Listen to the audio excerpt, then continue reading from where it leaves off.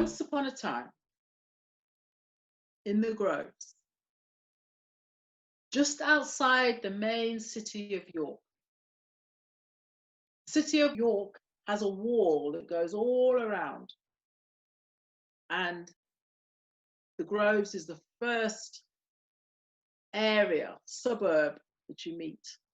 It has always been a thriving community and varied, and people have always lived there, made homes there, from the Foss River over to the hospital on Haxby Road. To walk from the hospital across to the Foss River, there are two main roads really, but the first one would be Lowther Street. And there used to be a lot of shops on each of the corners, fish and chip shops, all kinds of shops. Then there were the three pubs, and there's the Magpie, there's the Reindeer, and then there is Castle Howard Ox. First, the Magpie. The magpie, just like the bird, a sharp eye, an eye for talent, an eye for treasure. Then the reindeer. The reindeer, dancing and prancing, happy creature. And it represents all the diversity. The Castle Howard Ox. He was big and strong and caring, helpful. He would do anything for anybody. These three animals lived together. They had a thriving community. The magpie could spot the best of the ripest fruits and berries. And the reindeer, with her antlers so tall and proud and majestic, she would raffle up the trees and the leaves would fall to the ground for the magpie to come and select. And she was always dancing and prancing and having a great time. And she just had so much rhythm in her bones. And then there was the toad. The toad down by the river, squelching along the riverbank. Occasionally, he'd hop all the way up to Lowther Street. He just wanted to be a part. He just wanted to be included. He just sat on the edge and nobody even saw or observed him. No one noticed he was there. And he yearned to be a part of that community and to be seen. And the envy sometimes got overwhelmed him and felt he would do something to overcome this feeling of shame all the time.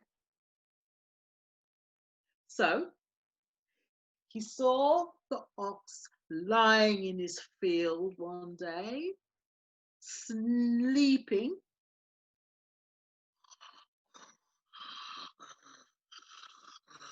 And decided to jump into his throat. The ox woke up with a start. What was that? He thought. And he started to feel this bad feeling in his stomach. This toxic smell. And he wondered what was going on.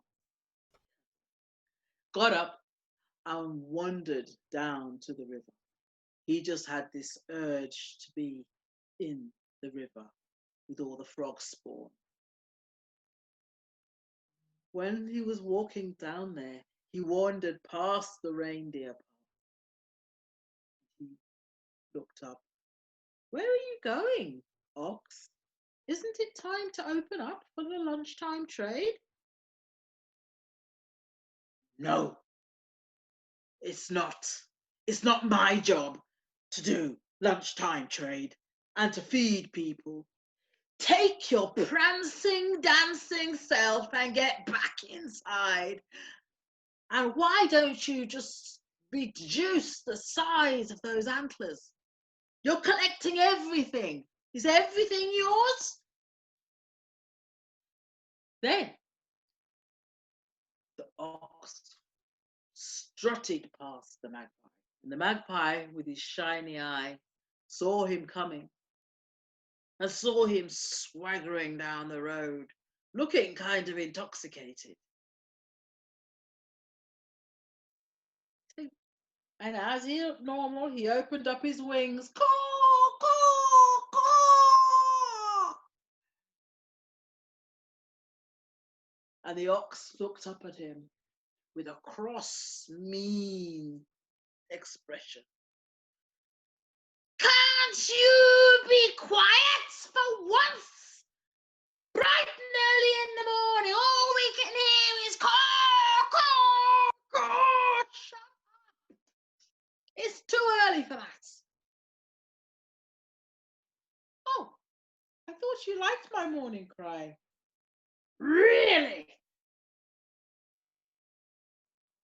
And the ox turned around, carried on down towards the river. And the magpie thought this really strange. And he went and saw the reindeer and asked, what has happened to our friend? Why is he doesn't sound like himself, and he certainly isn't himself. He told me I was making too much noise. Everybody looks forward to my beautiful voice in the morning. Earlier, the better. And the reindeer agreed. They had to do something to get their friend back. So the magpie went out early the next morning and looked for berries, special berries that could form a medicine to heal their friend. The magpie selected the berries. The reindeer collect, would receive the berries, and the magpie said, now we have to get our friend to eat it. Okay, said the reindeer, I have an idea. And as the magpie ground and ground and ground all these berries and semi-precious stones and potion. And he's not the domesticated ox our friend used to be. Something has happened. Somehow he's intoxicated. So as they walked down, they had a cunning plan. Oh, we've ground this wonderful mixture. And it tastes so, ooh, this is the right time of year for a new cocktail. And our customers are going to love it. The ox pricked up his ears and he heard the magpie and the reindeer coming down the road talking about this wonderful new cocktail that was going to warm people's stomachs and put hairs on their chest. Wow. The ox decided he was going to be the first to taste this.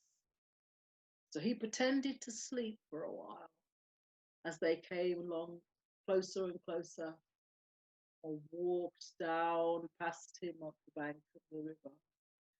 And they said, well, we won't give it to the ox because he doesn't seem to be himself of late. And the ox, I am going to have all of that for myself. And he stood up with his big stomach hanging down. I think I should be the first to taste that concoction. So, and he grabbed it out of the antlers and swallowed it all down. Oh. The two friends were surprised and disappointed in their friend, but they knew this medicine was needed. And within minutes, the ox started to grimace and groan and hold on to his stomachs. And rising up was this feeling of nausea and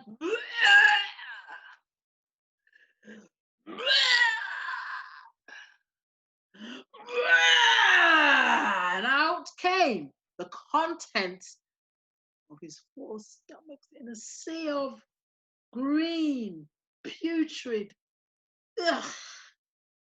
And sitting in the middle was the toad, the warty, slimy toad. Ox looked up in shame.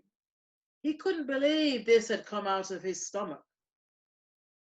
And the toad sat looking around because he thought now he really would never be accepted into the community. The reindeer and the magpie, seeing the diversity and the talent in the toad, congratulated him on actually performing such a noble role within the community.